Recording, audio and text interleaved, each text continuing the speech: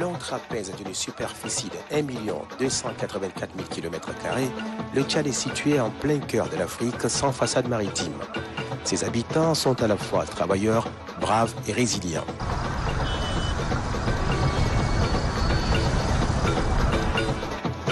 Nous sommes dans la deuxième quinzaine d'avril 2021.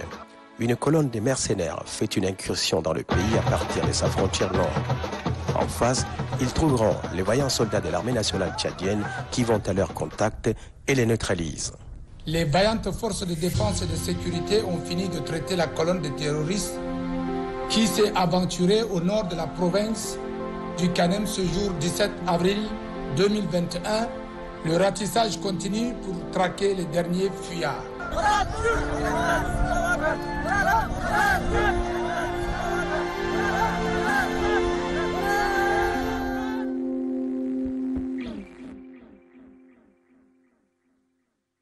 Mardi 20 avril 2021, N'Djamena, la capitale, se réveille et chacun entame une journée ordinaire.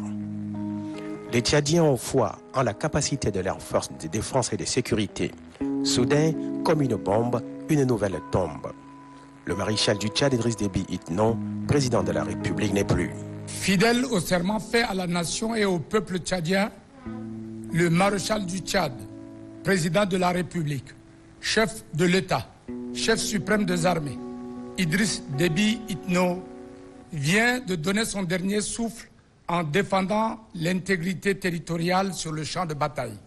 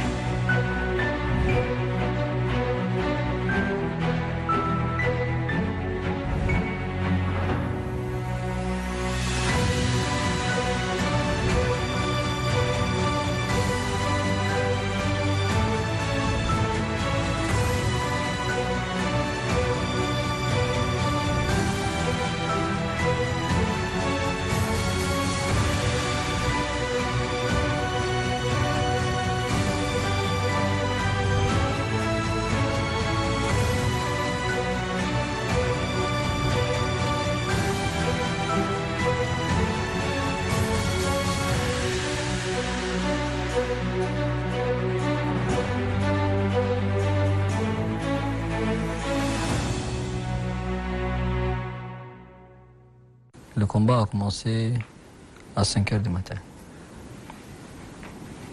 Et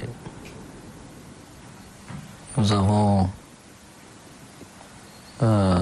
détruit l'ennemi. Et nous avons pourchassé les restants environ une dizaine de kilomètres de la ligne de front. Et à la fin du combat, j'ai rencontré mon adjoint, le général Ibrahim Suleiman, dit Al-Lawad, qui était avec le maréchal. Donc tout naturellement, à la fin du combat, en tant que commandant de la garde présidentielle, mais aussi en tant que fils, j'ai demandé à mon adjoint de m'amener là où était le maréchal. Et il m'a amené à l'endroit où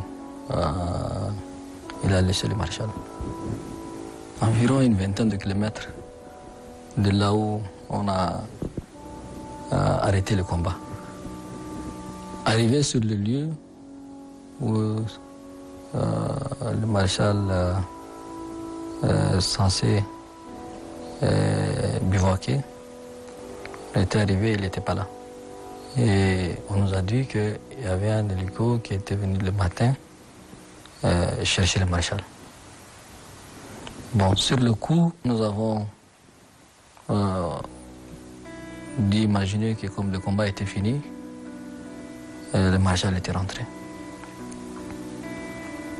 Après, je crois, une trentaine de minutes, le commandant de l'armée de l'air, qui est à N'Djamena, le général Amin, m'a appelé au téléphone pour me dire que le maréchal a été blessé le matin et qu'ils l'ont évacué à N'Djamena. Et qu'il faudra que je rentre. Ça m'a un peu surpris. Donc j'avais décidé de partir à N'Djamena. On a pris les véhicules, on a quitté pour Mao. Sur la route, le commandant de l'armée de l'air m'a appelé, m'a dit écoute, par la route tu ne vas pas venir vite, tu me donnes le coordonnées et puis je vais t'envoyer un hélico. Donc on s'est arrêté, il nous a envoyé l'hélico qui est venu nous chercher. Il nous a déposé à Mao. À Mao, il y avait un avion militaire, le Spartan, qui nous attendait. Et c'est en montant dans l'avion qu'un des techniciens, je crois, ou bien un pilote, m'a passé au téléphone le commandant de l'armée de l'air. Il m'a dit, écoute, ton père est décédé. L'armée de l'air a joué un rôle central lors de ces événements. Au-delà de ses missions d'appui aux troupes au sol, l'armée de l'air a assuré la coordination opérationnelle. Nous avons eu à conduire les opérations et ce qui mettait l'armée de l'air en première ligne de tous les déroulés des opérations. À cet effet, nous avons reçu un message d'évacuation sanitaire à partir de Ziguey sur les lignes de front. J'ai dépêché un hélicoptère à partir de Mao qui est arrivé sur les lieux, qui a procédé à l'évacuation sanitaire. Là, j'ai contacté l'équipe sur place qui m'a prévenu qu'il s'agissait du président de la République. J'ai demandé quel était son état. On m'avait répondu que son état était grave. Et là, il était question de mettre une équipe médicale pour l'arrivée de l'hélicoptère, à savoir que c'était 1h20 de vol à partir de Ziguey pour arriver à N'Djamena. Sur le coup, c'était un sentiment de frustration, parce qu'il s'agit quand même du chef de l'État. Donc, il fallait faire les choses très vite. Nous devrions mettre l'antenne médicale en place.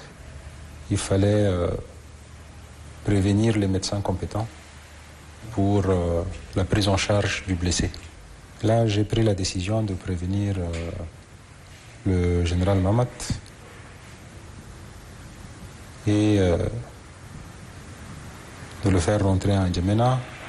Je vous assure que c'était le moment le plus difficile de ma vie. En tant que fils, naturellement, parce que pour un fils, son père est immortel. D'autant plus que son père est président. Et pendant le trajet, je crois, 30 minutes,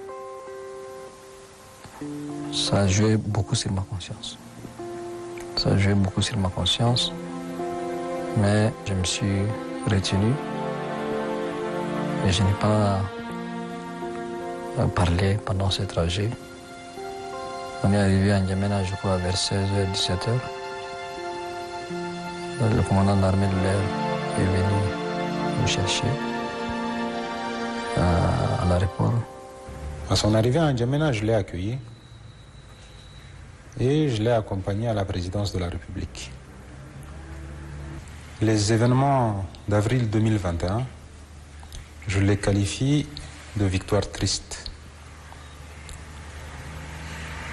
C'est une victoire parce que nous l'avons remportée, mais triste parce que nous avons perdu le maréchal, qui est le chef suprême des armées.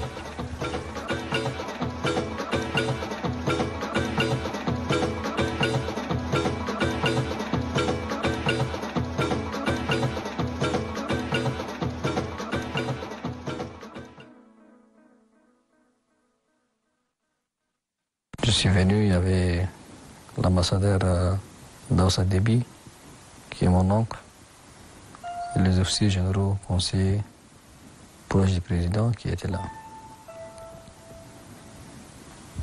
C'est eux qui m'ont expliqué à peu près ce qui s'est passé. Et j'ai demandé à voir le corps de mon père. Je suis venu, j'ai constaté. Et ce n'est pas facile de voir son père mort devant soi. Ça a été un choc pour moi. Et j'avais aussi l'angoisse en tant que militaire.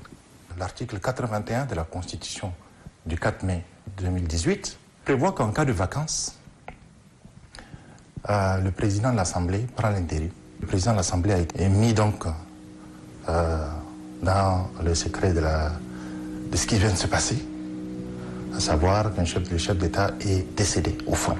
Comme le président de l'Assemblée, le président de la Cour suprême, اللي يشيل المسؤولية أنا وأنا نسولهم أمني وعشان تات ما يجي مشاكل أنا بنفسي بس ناديته بريزان رسامبلي بريزان كور سبريم كله جاء في برو هناك ديريكتور كابيني سيفيل أنا مشيت هناك أنا قلت ولا شغل حصل ده بريزان رسامبلي ما تقولوا كلامنا ده كلام سهل سي رئيس مات الرئيس كان ما في ده دولة ده نادم يودي ده يعطوك بريزان رسامبلي انت شيل الرسوسابيلتي انا وانا نسوي لك امني هو إلين وصاب وكلم قبل لي كلام تقيل.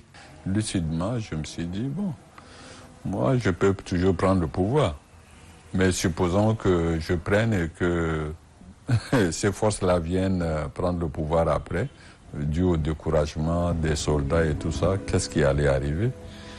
Et donc, c'est cette analyse pour éviter le chaos politique, le chaos sécuritaire et le chaos d'une manière générale.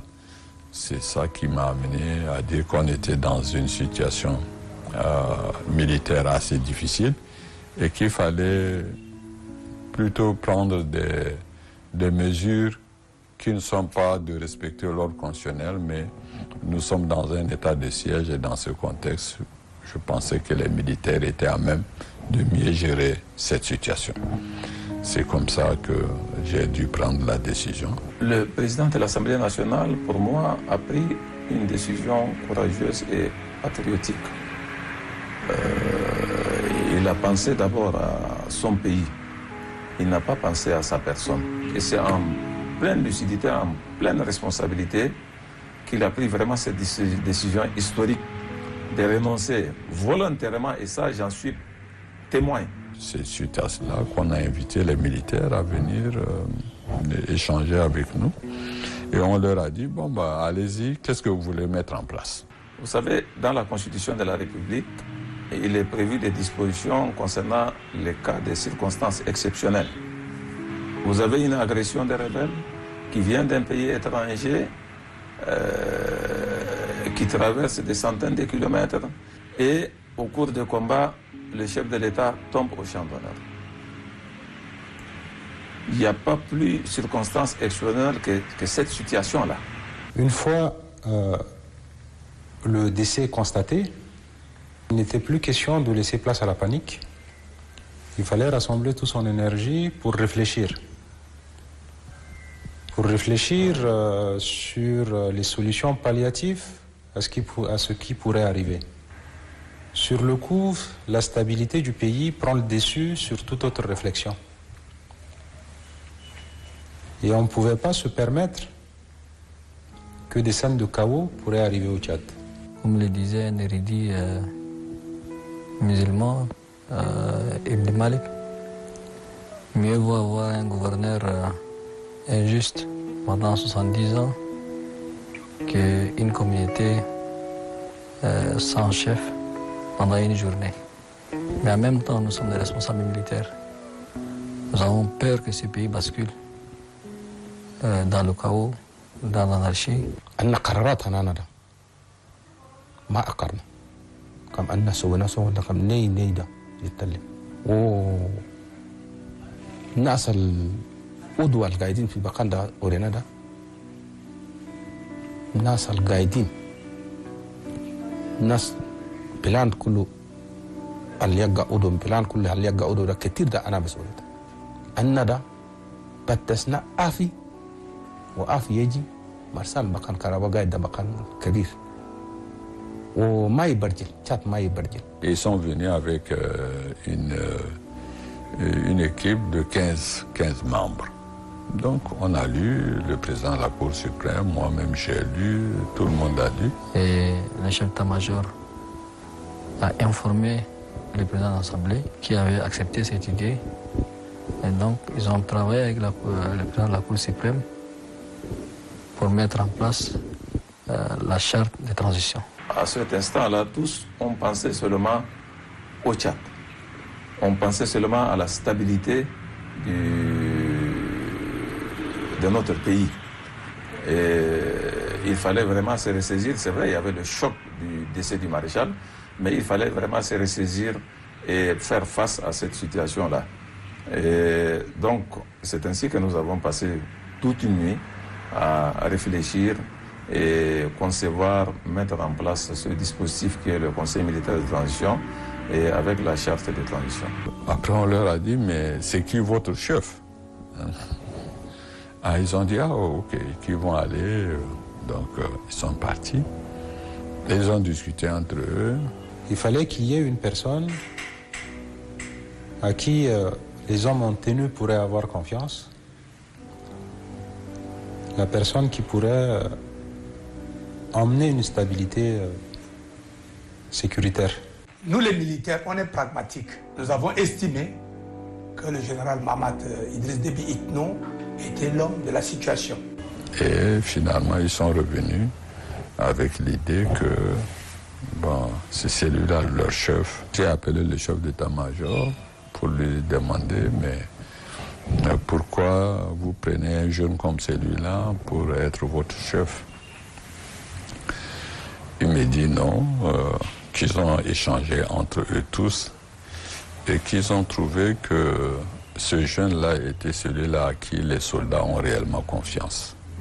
Et il a toujours été sur le terrain. Donc il est plus proche des soldats que certains d'entre eux. Et qu'il pense qu'il connaît bien l'armée nationale tchadienne, il connaît bien la sécurité présidentielle, il connaît bien ses hommes et il est toujours proche de ces hommes. Et c'est pour ça qu'ils l'ont choisi. Quand on m'a proposé, c'était difficile parce que je n'ai pas pensé être un jour un président de la République. Donc ça a changé tout sur ma vie, avec ma famille. Mais je me suis dit, si c'est pour mon pays et que ces officiers m'ont fait confiance, je vais faire ce que je peux faire. J'ai dit, bon ben, si vous l'avez choisi, c'est que vous avez confiance en lui. Sinon, je ne vois pas comment, de tous les généraux que vous êtes, vous l'avez choisi lui. Il me dit, Monsieur le Président, je peux te dire qu'on a confiance en lui. Sinon, on n'allait pas le choisir. C'est au terme d'interminables discussions et tractations et le leader désigné que la nouvelle structure dirigeante du pays se dévoile au peuple. Un conseil militaire de transition est mis en place pour assurer la défense de notre cher pays dans cette situation de guerre contre le terrorisme et les forces du mal afin d'assurer la continuité de l'État. Le Conseil militaire de transition garantit l'indépendance nationale, l'intégrité territoriale, l'unité nationale, le respect des traités et accords internationaux et assure la transition pour une durée de 18 mois. L'Assemblée nationale et le gouvernement sont dissous. Une charte de transition sera promulguée par le président du Conseil militaire de transition. Un gouvernement de transition sera mis en place. Des nouvelles institutions républicaines seront mises en place à l'issue de la transition par l'organisation des élections libres, démocratiques et transparentes, suivant l'esprit du sacrifice pour lequel le maréchal du Tchad s'est battu durant toute sa vie jusqu'à son dernier souffle. Paix, stabilité, sécurité, voilà la matrice qui guidera les actions du Conseil militaire de transition. 15 officiers généraux le composent.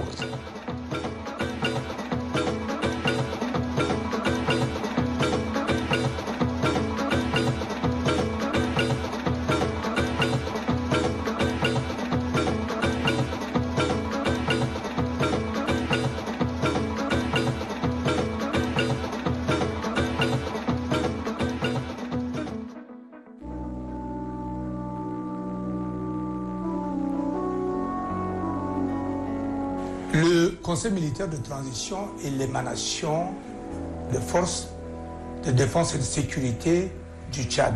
Ce qui nous a animés, ce qui nous a tenus à cœur en ce jour-là, c'était la paix, l'intégrité de notre pays.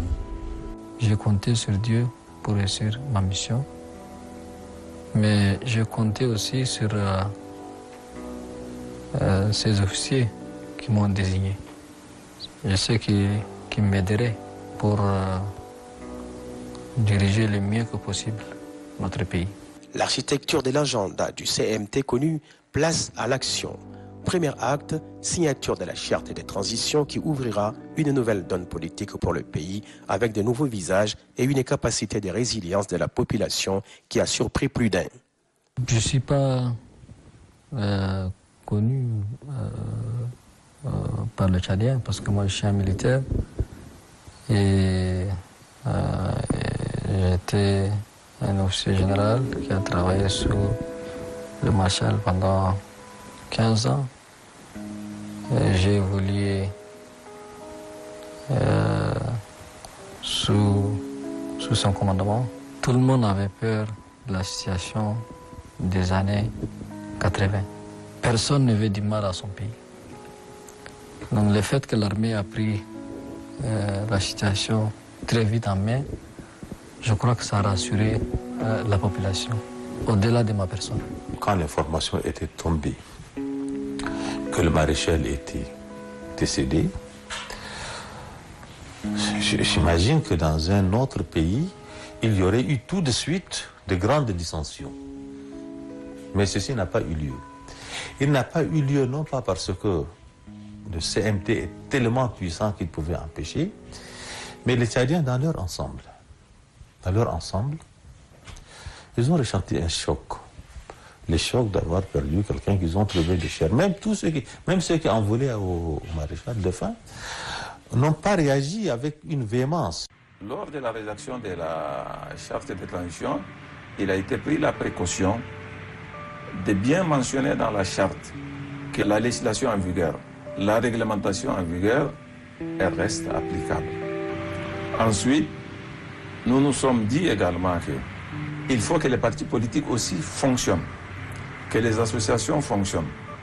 Et donc, cela a également été mentionné dans la charte, que les partis politiques doivent mener leur activité normalement comme si de rien n'était. C'est-à-dire que le souci, c'était vraiment d'assurer la continuité de l'État. La charte de transition qui a 104 articles prévoit à son article 102 que toutes les dispositions non contraires restent appliquées. C'est comme ça que vous avez pu suivre que les grandes institutions sont restées, que les gouvernorats, toute l'administration, les partis politiques, les droits et libertés, toutes ces dispositions sont restées applicables. Les seules modifications ont été sur le fait qu'il y avait 3 organes nouveaux qui devaient prendre pied, à savoir un conseil militaire de transition, un conseil national de transition qui fait office de législateur et un gouvernement de transition. Le principe de la continuité de l'État a imposé au CMT un exercice de taille sans précédent dans le sens de l'inclusivité. C'est grâce à la contribution de tout le monde, mais particulièrement du cabinet qui jouait un rôle politique à la présidence. Pendant toute la semaine, on n'a fait que rencontrer les chefs des partis politiques, les associations de la société civile, les personnes de ressources, les leaders religieux. Donc on les a consultés, on nous a demandé formellement de nous accompagner dans cette phase sensible parce que le pays nous appartenait à nous tous. C'est une transition qu'il faut impliquer tout le monde. Ça, c'était notre premier objectif.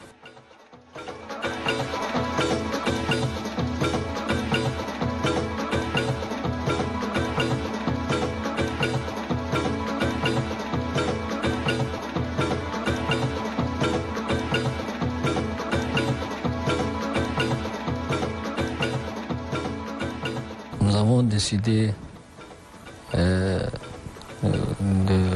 diviser la transition en 4 phases. La première phase était la mise en place de tous les organes de la transition. La deuxième phase, c'est organiser un dialogue national inclusif, à l'issue duquel il y aura la troisième phase, une nouvelle constitution par voie référendaire. Et la quatrième et la dernière phase, c'est les élections générales, libres et transparentes. Cette idée a été acceptée par une écrasante majorité des sensibilités politiques de notre pays. Les consultations des forces vives de la nation achevées, une importante étape sera franchie dans le processus de mise en place des organes de la transition. Le Conseil militaire de transition a fait des réunions et nous avons décidé à l'unanimité de nommer Albert Pahimi à son temps comme Premier ministre. Après sa nomination, il a pris ses fonctions et on lui a donné le rôle de former un gouvernement large ouverture. Et c'est ce qui a été fait. La disparition du maréchal du Tchad, ouvrant une sorte de perspective sur le chaos, ne nous laissait pas le choix d'accepter la proposition du chef de l'État de diriger le gouvernement pour stabiliser le pays et faire en sorte que de cette disparition tragique, nous puissions tracer une sorte de trajectoire nouvelle pour notre pays en mettant cap sur une paix durable et définitive avec une construction de la paix et de la démocratie. Voilà les raisons pour lesquelles nous avons accepté de diriger le gouvernement de transition dans un moment d'incertitude absolue. Naturellement, dans une telle impasse, rares sont ceux-là qui soient disposés à s'engager et à apporter leur contribution. Cette incertitude a fait que beaucoup d'acteurs politiques n'étaient pas initialement disposés à s'engager et apporter leur contribution. Il fallait procéder par le langage des vérités et convaincre les uns et les autres en leur disant qu'il ne s'agit pas d'une question d'option. C'est une obligation nationale dans ce contexte-là où une rébellion armée est au Kanem à 300 km où le maréchal a donné sa vie. Il fallait que chacun mette de l'eau dans son vin et que nous privilégions ensemble l'intérêt de notre pays et que sur cette base-là, quand nous mettons ensemble, nous puissions réunir des ingrédients permettant de mettre en place un processus démocratique qui fera qu'au terme de cette transition, la dévolution du pouvoir ne sera plus l'affaire d'armes, mais l'affaire d'urne. Un Premier ministre de transition nommé, un gouvernement de large ouverture mis en place, il fallait répondre aux urgences. Nous étions quand même dans une situation très difficile. Le Tchad est vaste, 1 284 000 km². Nous sommes entourés de 6 pays. Tous ces pays étaient dans des situations difficiles. Donc ce n'était pas facile. Notre première mission a été de sécuriser le pays. De sécuriser la population et leurs biens. Donc dès les premières heures de la transition, nous avons mis en place la commission de désarmement. Mais le Tchad est vaste. Notre frontière est très grande et les armes rentrent. La commission de désarmement qui a été mise en place par le président jusqu'à là continue à faire son travail. Et vous avez constaté et même vu qu'il y a eu des milliers d'armes qui ont été récupérées dans la main des civils.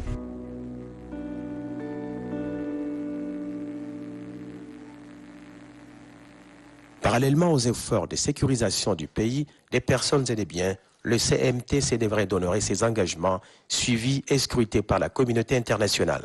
Quand on dit d'assurer la continuité de l'État, justement, c'est tous ces engagements, le respect des engagements que le Tchad a pris au niveau international, notamment la lutte contre le terrorisme, qu'on a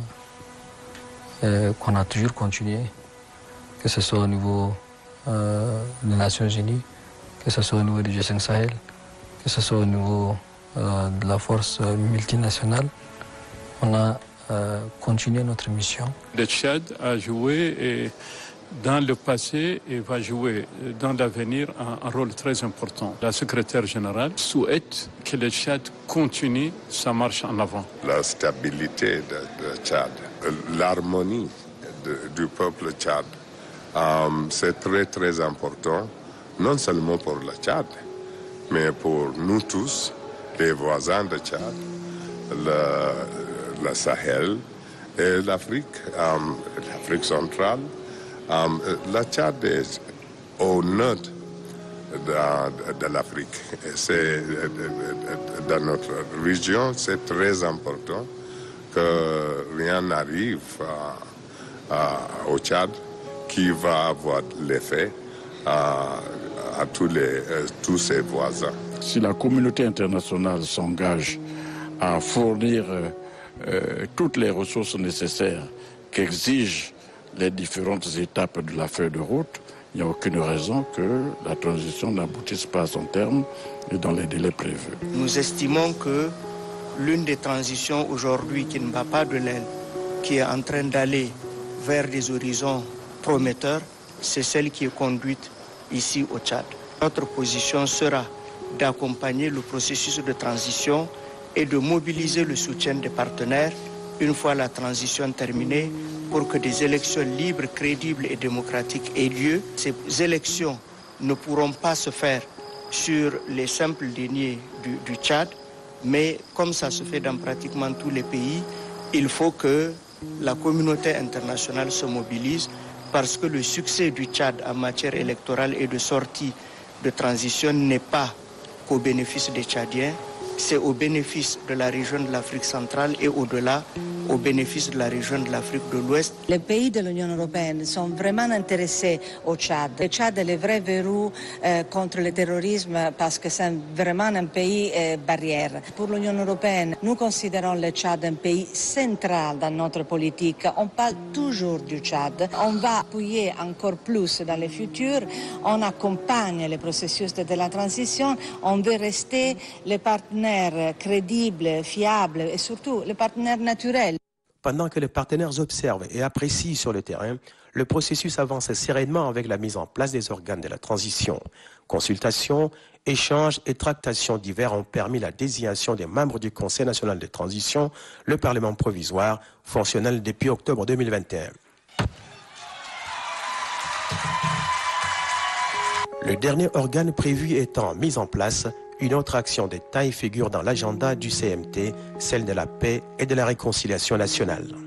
J'ai une mission d'amener notre pays vers la paix définitive. Et donc pour moi, il était question de laisser à plat tout ce qui s'est passé avant et partir sur de nouvelles bases. Et si on veut réussir et partir sur de nouvelles bases, il était tout à fait normal de rencontrer tout le monde, de tendre la main à tout le monde, même à ceux qui ont fait du mal. Sinon, ça ne sera pas une transition inclusive. J'ai rencontré beaucoup de gens que je ne connaissais pas. Il y en a qui ont fait 30 ans, 40 ans, 50 ans d'exil. Et quand ils acceptent, c'est toujours un sentiment d'avoir accompli quelque chose pour mon pays. Même s'il reste encore des gens à l'extérieur, notre main sera tendue jusqu'à la fin de la transition. Après les événements, on pensait que le Tchad allait sombrer dans le chaos. Et à la surprise générale, le Tchad est toujours debout. Et il est à la sécurité. Et il y a un processus qui est en marche. À partir du moment où il y a une possibilité large actuellement de participer et d'apporter ce qu'on peut apporter, je considère que le pays a une dette que nous devons payer. Ensuite, nous avons également un devoir vis-à-vis de ces pays-là. Et cette dette et ces devoirs ne peuvent pas permettre à quelqu'un de se mettre en marge de cette marche glorieuse. Il s'agit de notre pays, il s'agit de l'avenir de notre pays. Et dans ça, on ne peut pas être opposant au Tchad, on ne peut pas s'opposer à notre pays. J'ai toujours dit que le jour où je mettrai le pied au Tchad, c'est pour venir faire résonner les clochers de la paix. Pour la paix, je crois qu'un homme doit faire tout ce qu'il est en son pouvoir. Il n'y a rien qui est au-dessus de la paix. Depuis 1960 jusqu'à maintenant, le Tchad n'a pas connu une paix durable. Et il est temps pour nous de tourner la page et de réécrire notre page, une nouvelle histoire, et refonder une véritable nation dans le respect de la laïcité, l'égalité et la justice. Si les Tchadiens et les Tchadiennes s'accordent sur des valeurs qui fondent la République, le Tchad aura une paix définitive et nous pouvons construire l'avenir de notre pays sur une base démocratique.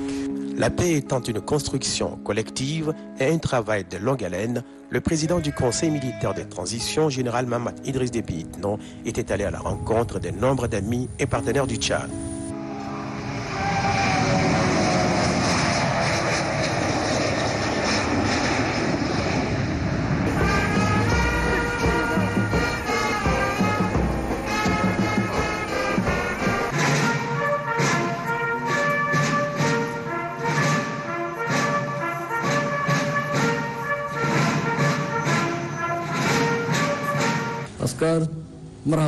Il faut aussi expliquer à nos partenaires qu'est-ce qui s'est passé, qu'est-ce qu'on veut faire pour notre pays, quelle est la suite, et leur demander aussi de nous soutenir. Ces voyages ont eu beaucoup d'impact sur la transition. Le même exercice est fait au niveau national. On a vu ainsi le chef de l'État à Mao dans le Kanem, à Béché dans le Wadaï, Faya dans le Borkou, Sar dans le Moyen-Chari, Mondou dans le Logone occidental ou encore Kouri Bogoudi dans le Tibesti. Le rôle d'un président, ce n'est pas de rester au bureau. Le rôle d'un président, c'est d'affronter les problèmes. Quand on a pris l'engagement de conduire cette transition, on connaissait déjà les risques. On connaissait déjà notre mission. Et à chaque fois, là où il y a des problèmes, il faut y aller. Il faut aller constater soi-même et les résoudre soi-même. Vous savez, notre plus grand problème, c'est les armes. C'est les armes qui rentrent. Et tant qu'il y a des armes aux mains des civils, les conflits ne s'arrêteront pas. Quand il y a des conflits, il faut descendre sur le terrain, constater ce qui s'est passé, prendre des mesures et en même temps profiter aussi, conseiller nos concitoyens de vivre ensemble, de la cohabitation pacifique. Donc, il était de notre rôle de rendre compte au peuple tchadien de ce que nous faisons et de ce que nous sommes en train de faire. La transition, ce sont aussi des réformes. La plus emblématique est celle qui a touché la Grande Muette, une première depuis 40 ans pour l'armée nationale tchadienne. Nous avons estimé nécessaire qu'il fallait des réformes pour l'armée. Aujourd'hui, notre armée a un statut général. Nous avons aussi estimé qu'il fallait revaloriser le salaire indiciaire de nos soldats. Ces soldats qui sacrifient leur vie pour nous. C'est pour la première fois qu'il y a une justice militaire qui a été institué. C'est dans ce sens qu'il y aura maintenant une justice propre où les militaires vont être jugés par des juges militaires. Relatif aux réformes structurelles, il faut noter qu'on a fait adopter un statut général. Et ce statut a aussi rendu le droit à la solde indiciaire militaire un droit inaliénable. Plus de 40 ans, les militaires sont en solde forfaitaire. Et c'est pour la première fois qu'il y a une solde indiciaire qui a été instaurée aux militaires. Donc maintenant, les militaires, y compris les soldats, vont cotiser à la pension, vont cotiser pour leur affiliation à l'assurance maladie et tout ce qui est... On a mis aussi en place le commandement des armées. Le commandement des armées va assurer la vente des denrées alimentaires à prix exonéré ou à prix subventionné aux militaires. Ça leur permettra au moins d'acquérir les denrées alimentaires à vil prix. Politique immobilière et foncière qui permettra aux militaires d'avoir un habitat décent. Une caisse de retraite militaire qu'on appelle la CARMI. La CARMI maintenant a pour objectif de chercher à revaloriser un peu la pension, la retraite militaire, mais aussi à penser à mettre sur pied d'autres régimes. Et évaluer aussi la pension d'invalidité. Et la pension d'invalidité actuelle est plafonnée à 100 000 francs, même si c'est à 100% ou 150 000 francs. Imaginez quelqu'un qui a été amputé de 2 jambes ou amputé de 2 bras et percevoir une pension d'invalidité aussi maigre. Donc c'est à cause de ça qu'on veut revoir un peu pour au moins honorer nos victimes de nos différentes guerres. Aujourd'hui, les soldats qui partent à la retraite sont autour de 30 000 francs. Et quand ils meurent, les veuves gagnent 15 000 francs. Imaginez, ça ne permet pas à une famille de vivre. C'est des réformes qui permettent d'améliorer quand même, aussi peu que ce soit la situation sociale des militaires. L'armée, d'abord, contribue au développement socio-économique du pays en temps de paix. La volonté de plus hautes autorités qui ont engagé plusieurs réformes au sein de l'armée vise à faire comprendre aussi davantage à la population que l'armée était et sera toujours aux côtés de sa population. Nous avons instruit fermement par la plus haute autorité du pays de secourir aux sinistrés. Le génie s'est mobilisé, il a mis son quartier général dans le 9e arrondissement et automatiquement nous sommes engagés sur le terrain et tout ce qui est des travaux nécessaires à faire pour sauver maintenant la vie des personnes et des biens, nous avons fait. Après la mise en place effective des organes de la transition, une autre phase est entamée, celle de la préparation du dialogue national. On s'est sur la deuxième phase, qui est le dialogue national inclusif. Et ce n'était pas facile. C'était très difficile. Mais ça aussi, avec l'aide de Dieu, avec beaucoup de concessions, de pardon, d'amnistie, de dialogue, de restitution des biens, on est arrivé au dialogue national. Nous avons même autorisé la création des partis politiques. Nous avons autorisé les manifestations pacifiques. Nous avons signé aussi un accord avec les leaders syndicaux. Donc, tout ce qui pouvait ramener à la paix, on a accepté. Amener tous les Tchadiens sans exclusive à la table des discussions fut une longue construction. Dans une démarche innovatrice, les 23 provinces du pays, mais aussi les Tchadiens de la diaspora ont été informés, consultés et associés à travers des pré-dialogues. Désigné à la tête d'un comité technique militaire pour contacter les politico-militaires afin de discuter avec ces derniers et trouver une solution pour leur participation à cette conférence inclusive. Dans ce cadre, nous nous sommes mis au travail nous avons pris contact avec tous les politico-militaires à travers le monde et nous les avons convaincus pour assister à un pré-dialogue.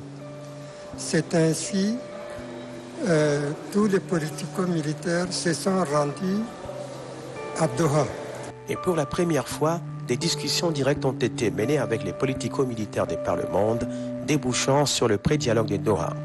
Doha qui sera couronné après 5 mois d'âpres négociations par la signature de l'accord de paix historique du 8 août 2022. C'est un grand jour pour le Tchad et pour le peuple tchadien et pour la paix. Donc nous venons de signer un accord de paix réel, sincère, pour accompagner le processus en cours. Nous donnons toute notre foi à cet accord pour que le Tchad recouvre définitivement la paix. Est-ce que cet accord va aboutir à une véritable paix durable et que les Tchadiens se réconcilient totalement? Et cela nécessite évidemment beaucoup d'efforts de la part du gouvernement et de la part de nous tous. Nous fondons l'espoir que le DNI répondra à toutes ces préoccupations pour que définitivement on arrive à une paix durable tant espérée par le peuple tchadien. Du moment qu'on a signé cet accord, c'est qu'on s'engage résolument à aller participer au DNI dans les conditions qui sont prévues par cet accord. Après 30 ans d'exil, on ne peut qu'être ému. Vous savez, quand on signe ce genre d'accord, il y a le facteur risque. Nous prenons le risque en pensant que le gouvernement est tout à fait sincère par rapport au document qui a été proposé. Et nous, au niveau de l'UFDD, il faut le dire, nous n'avons pas voulu faire preuve de blocage. Et nous nous sommes dit que tous les points essentiels doivent être discutés avec tous les Tchadiens au dialogue national inclusif. Et le 20 août 2022 s'ouvrait enfin le dialogue national inclusif et souverain tant attendu. Le Tchad a rendez-vous avec l'histoire. Des assises qui regrouperont 1500 délégués, toutes obédiences confondues pendant 45 jours. Les débats ont été directs et sans filtre.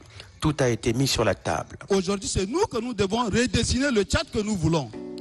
Mais vous nous avez négligés. Vous nous avez abandonnés, vous nous avez laissés. Il faut que ceux qui partent disent qu'ils maîtrisent les jeunes là. Hey, attention, attention. Il y a des individus comme vous et moi qui volent, qui mettent l'argent dehors et qui laissent le peuple périr. Ceux-là, faisons-en une commission. Ils sont nombreux ici, des complices. Eux aussi finissent comme eux. Ayons pitié du Tchad.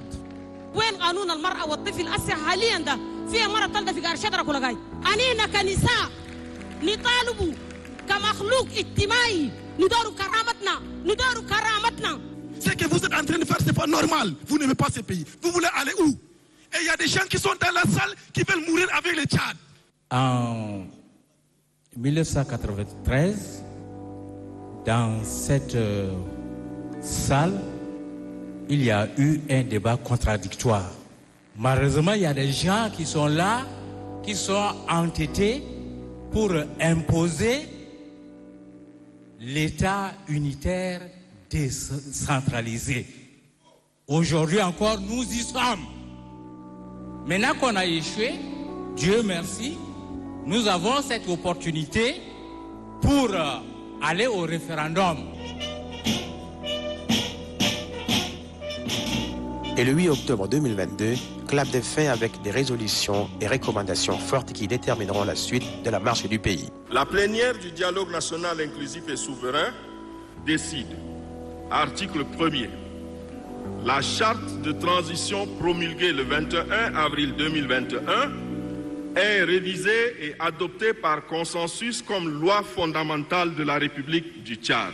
La plénière du dialogue national inclusif et souverain décide, article 1er, le Conseil militaire de transition CMT est dissous. Article 2, le général Mohamed Idriss Déby Itno est désigné président de transition, président de la République, chef de l'État. La plénière du dialogue national inclusif et souverain décide, article 1er, le Conseil national de transition CNT est réaménagé et élargi aux différentes composantes des forces vives de la nation. Dans la parfaite maîtrise de nos égaux, nous avons su, ensemble, transcender les différences, surmonter les difficultés, contenir les déceptions et penser les blessures pour mieux tracer les sillons du développement intégré et durable auquel aspire légitimement notre peuple. L'histoire retiendra de vous tous le triomphe de la raison, la victoire du bon sens, le couronnement de l'esprit de consensus et la valorisation du compromis entre les filles et les fils d'un même pays. Le dialogue au Tchad, c'est une révolution. Révolution en ce sens que les Tchadiens, jamais, ils n'ont reconnu à une instance où ils peuvent échanger, discuter, partager et conclure par consensus. Notre dialogue a été ça, faire en sorte que les fragments de représentation de ce qu'est les populations du Tchad, les problèmes du Tchad, les contraintes du Tchad se sont retrouvés à un moment donné pour dire on va prendre des résolutions et des recommandations pour que notre pays soit gouverné autrement. Et c'est pour ça que partout ressort le mot refondation du pays. Dès le début de la transition, nous avons le dit très clairement, ce qu'on veut c'est la paix. Ce qu'on veut c'est réunir les Tchadiens et discuter de l'avenir de leur pays librement. Et ça, c'est les engagements qu'on a pris. Et dès que les Tchadiens, on a pu les réunir, on les a laissés librement. Et je crois que tout le monde a constaté. Ces débats ont été des débats en direct. Donc les Tchadiens ont décidé librement d'une deuxième phase. Et moi et mes frères d'armes, nous avons accompli notre mission dès qu'on a mis les gens dans la salle. Le CMT n'a pas empiété sur les attributions du gouvernement. Il n'a pas empiété sur les attributions de l'Assemblée nationale. Parmi les engagements du CMT, il avait aussi pris l'engagement de tenir le dialogue. Et donc, le CMT, sur ce plan-là, avait accepté qu'il y ait dialogue. Il s'était forcé à imposer un cessez-le-feu unilatéral, de manière que l'armée ne puisse réagir que quand elle est attaquée. Alors sur ce plan-là, je peux dire que le CMT, par rapport aux attributions très modestes qui s'étaient données, a rempli son engagement et il s'est retiré en bon garçon.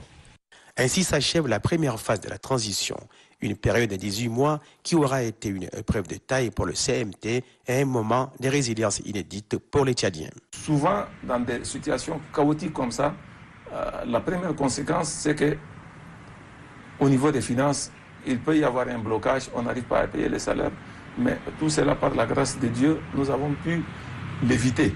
Donc la continuité de l'État a été assurée dans toute sa plénitude. Nous avons aussi continué de toujours payer le salaire à temps. Ça aussi, c'était une de nos priorités. Et aussi, continuer aussi les chantiers qui étaient en arrêt. Les chantiers importants, des hôpitaux, des routes, des châteaux d'eau. Donc il y avait beaucoup de chantiers qui étaient importants pour la population et qu'on a démarré pour donner un peu de souffle pour notre pays. Tout n'a pas certainement été rose. Ensemble, CMT et le peuple tchadien ont su démentir les pronostics du chaos et du Tchad néant et la flamme de l'espoir reste allumée. Je regrette les manifestations qui ont mal tourné. Je regrette ce que une partie des gens qui n'ont pas participé au dialogue national inclusif. Je regrette ce qui s'est passé le 20 octobre. Je regrette aussi le conflit intercommunautaire, le conflit agriculteurs, éleveurs, qui ont fait aussi beaucoup de morts. La perte de vie humaine. Tous les autres, c'est irréparable.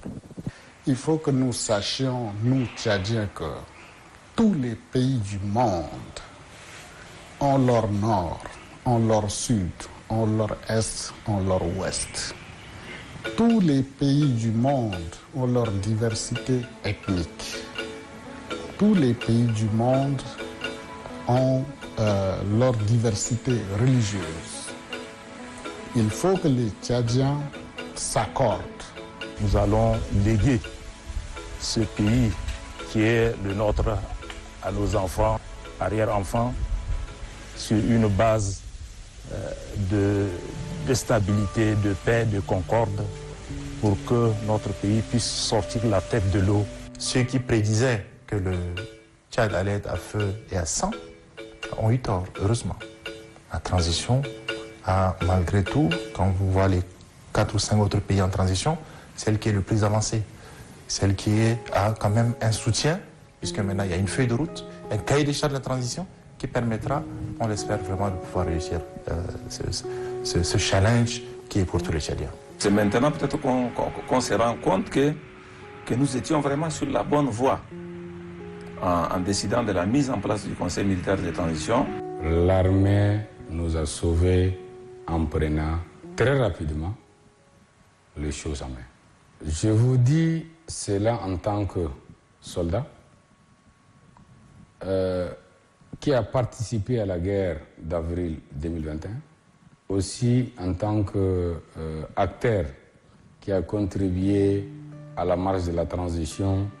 Dans un pays, il faut créer des institutions fortes et le maréchal a su créer des institutions fortes, notamment l'armée qui a sauvé le pays. Il n'y a pas mieux que la paix. Et personne ne s'attendait à ça. Et donc Dieu est de notre côté. Aujourd'hui, on est arrivé à stabiliser ce pays. Et on est arrivé à réunir tous les fils de Tchad autour d'un dialogue où ils se sont réunis. Imaginez aujourd'hui des gens qui ont quitté ce pays pendant 40 ans, 30 ans, 20 ans. Ils sont revenus, aujourd'hui ils vivent dans leur famille. C'est exceptionnel. L'intégrité du territoire tchadien a été préservée. La paix politique et sociale a régné dans le pays. Nos compatriotes ont vaqué normalement à leurs occupations. Le CMT a stabilisé le pays pour permettre à ce que les Tchadiens puissent vaquer normalement à leurs occupations. Et ça, j'en suis fier. On a fait ce qu'on pouvait faire. Nous sommes des êtres humains. On n'est pas parfait. Mais on a essayé de faire ce qu'on pouvait avec les moyens qu'on a. Il a quand même fait des actes positifs dans beaucoup de domaines. Les chantiers sont en activité en ce moment. Il a réussi à tenir valablement le dialogue national. Et il a aussi fait un geste vis-à-vis des jeunes intégrés. Le fait que la première phase a été déjà bonne, espérons que celle-là aussi soit la meilleure. Je souhaite que le président soit un président de 17 millions de Tchadiens. Qu'est-ce qu'ils veulent les Tchadiens? Ils veulent être en paix chez eux. Ils veulent aller dans leurs champs, dans leur commerce, qu'on les dérange plus avec les bogo, avec les gens des impôts, avec la police qui les fait, avec la garde nationale, tout ça. Ils veulent avoir un peu de traitement pour leur paludisme, pour leur vertige, pour leur maux de tête, pour leur carie dentaire. Nous pouvons dire que nous ne nous sommes pas du tout vraiment trompés en privilégiant la sécurité de notre pays et en même temps en tenant compte également de la continuité de l'État et en évitant la rupture de l'ordre constitutionnel. Moi, je ne suis pas Dieu. Je suis une personne humaine comme tout le monde. Je pense qu'au vu de tout ce qui s'est passé, je pense avoir pris la bonne décision. Nous avons posé les jalons. Et je pense que cela devrait continuer. Mon rêve pour le Tchad, c'est la paix définitive.